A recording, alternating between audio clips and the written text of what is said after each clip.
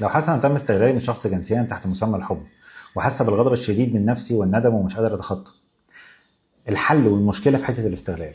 الاستغلال هنا فين؟ ان بالنسبه لك انت مصدقه انه تم استغلالك عن طريق ان هو عشان تحافظي على حبه ليكي والمتعه اللحظيه اللي انت بتعيشيها من الاهتمام والرعايه بتاعته، ان انت محتاجه ان انت ترضيه. طب ترضيه ازاي؟ لو عنده طلبات جنسيه ان انت هتوافقي عليها عشان يفضل موجود في حياتك. فانت بالنسبه لك هنا ده استغلال، في حين ده مش استغلال. طيب، مشكلة فين؟ ان انت لما بتصدقي ان ده استغلال بتشوهي منظورك بالكامل عن نفسك، ان انت مفترضة ان الحب نقطة ضعفك، فانت تخافي انك تحبي، ولو حبيتي دايما بتبقي متشككة ان الاستغلال هيجي منين، فبتلاقي نفسك انت بتعرفيش تحبي والدنيا كلها بتتشوه معاكي. طيب الحل فين؟ الحل ان انت تعرفي ان هو اصلا ما استغلكيش، ان انت اللي وافقتي بارادتك. دي اول حاجه. تاني حاجه، ان انت لما تتعلمي حاجه زي كده تتعلمي ان المتعه اللحظيه ممكن تكون مدمره بالنسبه لخسارتك لمبادئك، فمبادئك بالنسبه لك متعه مستمره مدى الحياه، فهتقدري تحافظي عليها فتحسي